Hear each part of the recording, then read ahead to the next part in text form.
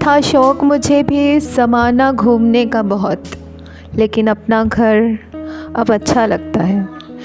जीने का यही अंदाज़ रखो, जो तुम्हें न समझे उसे नज़रअंदाज ही रखो। बातों से जीत लेते हैं इंसानियत का दिल, हम खुश मिजाज लोग हुस्न का चर्चा नहीं करते। मखलूक का चाहना सिर्फ़ चाहना है और खालिक का चाहना हो जाना है। कभी कभी हमारे कुछ नहीं में बहुत कुछ छुपा होता है, जिसे कोई भी नहीं समझ सकता।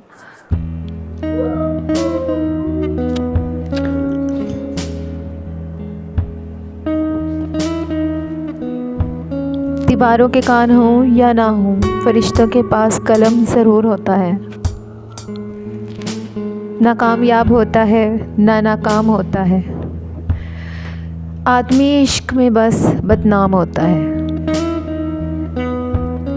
आँखों का रंग, बात का लहजा बदल गया, वो शख्स एक शाम में कितना बदल गया।